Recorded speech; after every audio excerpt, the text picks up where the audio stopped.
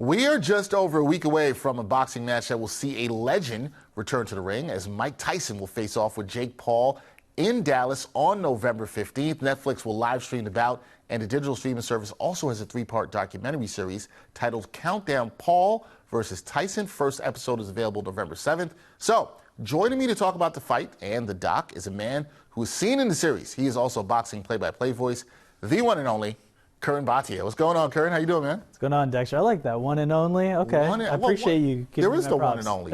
We can't talk about another Curran Bhatia. We know you've been up here many times. Everything's good? Everything's good, man. Looking forward to this event. Speaking of one and only, Mike Tyson, one and only, Yes. Jake Paul, one and only. So I'm excited to chat with you about this. I know you're excited about this. Now, Curran, I got to ask you this because having been involved in the documentary series where you are, what unique aspects of Jake Paul and Mike Tyson's training camps were revealed in here that you think viewers might find intriguing? You know, whenever you get that behind-the-scenes look at this, viewers really like that in boxing. What do you think they'll find intriguing?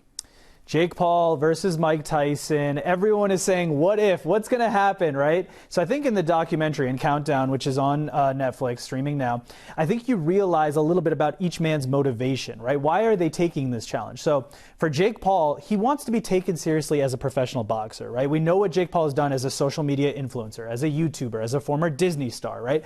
So we've seen that. Then he got into boxing, and actually in the documentary, you learn a little bit about how he got started in the sport of boxing. For Mike Tyson, he was the baddest heavyweight in the world, undisputed champion, heavyweight champion in the late 80s and the early 90s. So we know everything that Mike Tyson did. Now, we know there was a little bit of a fall off in terms of what happened to him in his career. But in terms of cultural relevance, Mike Tyson has stayed culturally relevant, and people want to see what he's doing, see his next move. So Mike Tyson, I believe, is taking this fight for glory. He already has money. He's got businesses. He's a star, obviously, as we know. So I think Tyson's motivation is for glory and to continue to compete. And I think you see that in the documentary, and I think that'll play out in the live fight on November 15th. Yeah, I think people are intrigued to see that. There's a lot of intrigue around this fight, and I think it's going to be very intriguing how it plays out, and just Mike Tyson, his return to the ring, Correct. as I said. So given the extensive coverage in the documentary, how do you think the portrayal of both fighters will impact the public perception ahead of this fight? Because I think there are some people that say, okay, Jake Paul, has been trying to take boxing seriously, wants to be taken seriously, as you said, as a professional fighter. And then Mike Tyson, they're like, why is he coming back to the ring? Why is he doing this at 58 years old? So how do you think this doc will shape that public perception? Yeah, absolutely. So I think the documentary on Netflix is going to show people that both of these men, Mike Tyson and Jake Paul, are taking this extremely seriously. And one thing is what you learn about, like I said, the origins of how both men got into this sport. So I think people are going to say that, hey, Jake Paul really wants this. He wants to be a world champion in boxing. He wants that respect. He even said in the documentary, even if I beat Mike Tyson, people are still not going to give me that respect. And that might be true, right? So he needs to work his way up in boxing. Obviously, this is a massive event, and this would be a great feather in his cap to say, hey, I beat Mike Tyson. On the other side of it, I think we're going to look at the motivations for Mike Tyson that we talked about. And like I said, I think people are going to see both men training extremely hard for this. Mike Tyson actually said he's eating raw meat in preparation for this fight. He's not doing mushrooms during training camp. And actually, on that same theme, in the documentary, Jake Paul said, hey, boxing is the one thing where I had to be sober. I had to train because as a social media influencer in LA with all these big deals and things like that, Jake Paul said, hey, there's a lot of alcohol, there's drugs, there's people, hangers on, there's people coming at you. Boxing is the one thing where you have to train seriously because otherwise you're going to compete in the ring, and we know it can happen when you're not fully trained and competing. So I think it's, like I said, I think the biggest takeaway is going to be both these men are taking it very seriously. And I think that's going to play into people watching this and say, hey, these guys are taken seriously, so I want to tune in and see what happens. It has a huge what if factor. Yeah, and what if people like that. People like the what if. They want to see what happens. Now, one thing, Curran, when you look at this doc, right, it does provide what I think some boxing fans want. You get that sneak peek into the psychological and physical preparations for both fighters. Correct. Could you share what their approaches are, or how they may differ in the preparations psychologically and physically? Yeah, in terms of preparations for Mike Tyson and Jake Paul. So Mike Tyson, we talked about, he's not taking mushrooms, he's eating raw meat, And I think a lot of it for Mike Tyson is that mental approach. Now, if you look at how Mike Tyson got into boxing, I'm sure you know this story, Dexter. There was a bully, and Mike Tyson had a pet pigeon. The bully snapped the neck of the pigeon, and that really motivated Mike. That was his first ever fight, and that kept him going. And now he says in preparation, I start to think about that bully, and as the fight gets closer and closer, that inside Iron Mike Tyson comes out. And so I think you learn a lot about the mental preparations for Mike Tyson and his motivations in that way. For Jake Paul, we talked about the motivations to be taken seriously as a boxer. But one thing you have to give Jake Paul credit for is his motivations and the actions that he's done as a promoter. And he's actually promoted on the undercard is going to be Katie Taylor versus Amanda Serrano. This is a rematch. That is a fantastic fight. Absolutely. Jake Paul co-promoted the first one. Huge fight in women's boxing. One of the top matchups between two of the top fighters in the sport, Amanda Serrano and Katie Taylor. In addition, Jake Paul has elevated fighters that are on the undercard. So, for example, Niraj Goyat from India is going to be on this undercard, so that adds a little global appeal. Bruce Shushu Carrington, who's actually a fighter out of Brooklyn, he's making his name. He's going to be on the undercard. So data actually shows that people who tune in, let's say from other walks of life, let's say you watch social media influencers, things like that, you start to pay attention to some of these undercard fighters. You follow them, their following goes up, and that can also help with their purses, and that's another thing that Jake Paul has helped with. Fighter pay, fighter equality, fighter pay. Jake Paul has helped with that. So, like I said, I think you learn a lot about the motivations of why both men are in the sport. Yeah, and that's very interesting and also bringing more intrigue to why people might want to watch this fight on the 15th of this month. Now, there's always challenges in any bout. Curran, what are the key challenges that Mike Tyson faces in this matchup, considering what we talked about, his age, right? 58 years old, and how has he addressed this in terms of his training regimen? He is not training like we saw him during these Iron Mike Tyson days. He's now 58 trying to do this. So how is that a challenge for him, and how has he addressed that?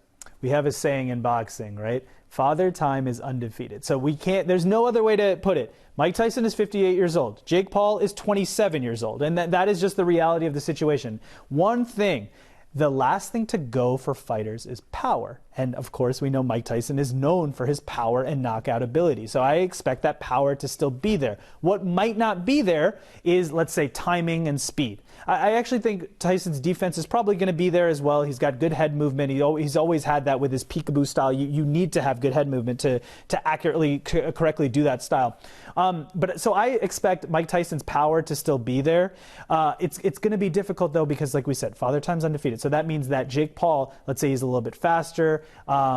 Tyson has more experience at this level, but Jake Paul maybe more recently has more experience in terms of big events, marquee events, right? Jake Paul has been doing these big marquee events more recently. Obviously, Tyson back in his heyday was doing these events. So those are all different things to think about. At the end of the day, like we said, Father Time undefeated, and you can't take away the fact that Mike Tyson is more than double the age of Jake Paul. So it'll be interesting to see how it plays out. But those are the things that Mike Tyson is going to have to go against on November 15th. He absolutely is going to have to go against that. Now, you brought up Jake Paul's professional boxing experience. And when you look at that, it's relatively limited compared to traditional boxers, right? And even the experience of Mike Tyson. But based on the documentary, how has his camp prepared him to step up against a legend like Iron Mike Tyson? So Jake Paul in this sport, right, he's fought a lot of different types of athletes. He fought NBA players. He fought former UFC champions. More recently, though, Jake Paul has fought experienced boxers who are in the same weight category, same age. And he actually did that 2 fights prior to the most recent fight. So he wants to make his name and fight, ranked fighters as he works up the rankings. He wants to become a legitimate world champion, and credit to him for doing so. So he's not only taking marquee events, but when a marquee event comes up, like this one, as you see in the documentary on Netflix, he is willing to take that because obviously these huge marquee events have that what if factor. It's the highest level of sports entertainment, not necessarily the highest level of boxing competition, right? This isn't Terrence Crawford versus Canelo Alvarez, and I don't think anyone thinks it is, but it is the highest level of entertainment. And it's going to be on Netflix, which means that if you are a subscriber to Netflix globally, you can watch this fight. So there's not a big pay-per-view price tag, and there is a stellar undercard. So these are all things that come together for why this event is going to be as big as it is. It's at AT&T Stadium in Dallas, where the Cowboys play. So we know that this is going to be a big event. There's going to be a lot of different celebrities in the house, a great undercard, and obviously a marquee, huge, big name main event. Yeah, with the big name, should have a lot of eyeballs on that. A couple more things for me. One of the things I found interesting about this fight is that Tyson and Paul, they'll be using 14-ounce gloves for this fight. Just for the viewers that maybe don't know around boxing, but can you discuss how this might affect the dynamics of this bout? Absolutely. So 14-ounce gloves are going to be used. Now that means that could be safer for both men, for Mike Tyson and Jake Paul. The other big rule difference, this is a professional boxing bout. This is not an exhibition. This is a professional fight.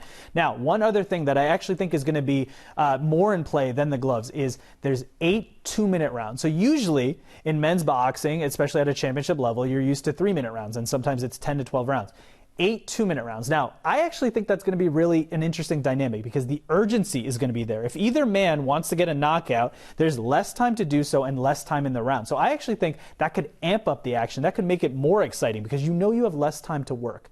And I'm interested to see how Jake Paul makes that adjustment and how Mike Tyson makes that adjustment, because when Mike Tyson was fighting in his heyday, of course he was fighting in 3-minute rounds. So it'll be really interesting to see which adjustment that each man makes with those different rule sets. Yeah, different rules are going to be very intriguing in this fight. Now, there's been a lot of talk, you mentioned this word, the entertainment value with this fight. So when you think about this, Curran, how do you balance what some people might look at this fight and say it's a spectacle, right? How do you balance the spectacle with the genuine competitive nature of this bout, and how do you balance all that?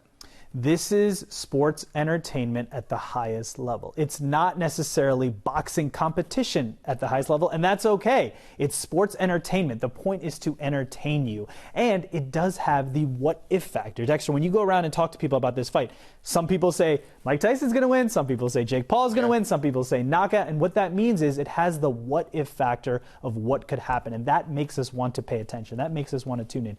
And you add a stellar undercard with competitive co-main event in Amanda Serrano, Katie Taylor, and their rematch. That was a fantastic first fight. So with all of those things, it has, yes, it's sports entertainment. We know what this is, but it's an interesting fight because of those different dynamics. And it's almost like back in the day, Dexter, I'm sure you played NBA Jam, right? Remember you had those attributes? One of my favorite games. There you go. And remember, sometimes you have that attributes bar, so you're like, all right, someone with a good handle, but maybe you don't have as good of a shot or good defense. And so in a way, it's like you look at Mike Tyson, all right, he has power, but he's a little bit older, so he might be slower. Jake Paul has maybe less experience than Mike Tyson, but he's younger. So it's like, it's interesting because you do all these different things and you say, all right, how is that now going to play out? We're going to find out November 15th. We are going to find out. Last thing for me here, Curran.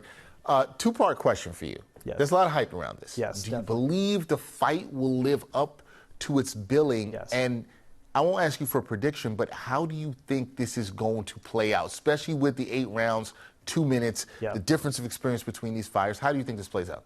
So in terms of living up to the billing, this will certainly live up to the billing of an event, right? A sports entertainment event that people want to tune in to see. I think this could actually break records, and the reason for that is it's not behind a pay-per-view wall. So if you look at, like, for example, one of the biggest pay-per-views of all time was Conor McGregor, the crossover fight versus Floyd Mayweather. That was reportedly 6.5 million buys globally.